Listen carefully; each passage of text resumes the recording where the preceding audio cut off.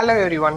ஆல்பர்ட்ன்ற ஒருத்தர் சின்ன வயசுல இருந்து ஒரு பிசினஸ் ஒன்று ஸ்டார்ட் பண்ணணுன்ற லட்சியத்தோட இருக்காரு. அதனால அவர் படிக்கும்போது அவருக்கு என்ன விருப்பம், அவருக்கு என்ன வரும்ன்ற ரிசர்ச்லயே இருந்தாரு. அவர் காலேஜ் முடிச்சதுக்கு அப்புறமும் அவர் நீச்சையும் கண்டுபிடிக்கல, அவர் பிசினஸும் ஸ்டார்ட் பண்ணல. ஒரு கட்டத்துல அவர் அவங்க வீட்டு சூழ்நிலையை புரிஞ்சுக்கிட்டு வேலைக்கும் போக ஆரம்பிச்சாரு. இப்படியே ஒரு வருஷம் போயிடுச்சு. ஒரு நாள் இவங்க ஃப்ரெண்ட்ஸ் எல்லாம் சேர்ந்து வெளியே சாப்பிட போயிருக்காங்க. அங்க சாப்பாடு சுத்தமா சரியில்லை. கொடுக்குற காசுக்கு சாப்பாடு சரியில்லை அப்படின்னு சொல்லி அவர் ஃப்ரெண்டு சொல்லிட்டு இருந்தாரு. அவர் ஃப்ரெண்டு மட்டும் இல்ல, இருந்த எல்லாரும் சொல்லிட்டு இருந்தாங்க. அதை கேட்ட ஆல்பர்ட், அப்ப ஏன் நம்ம ஒரு பிளாட்ஃபார்ம் கடை ஆரம்பிச்சு எல்லாருக்கும் நல்ல சாப்பாடு கொடுக்க கூடாதுன்னு அவர் ஃப்ரெண்ட்ஸ் கிட்ட சொல்லியிருக்காரு.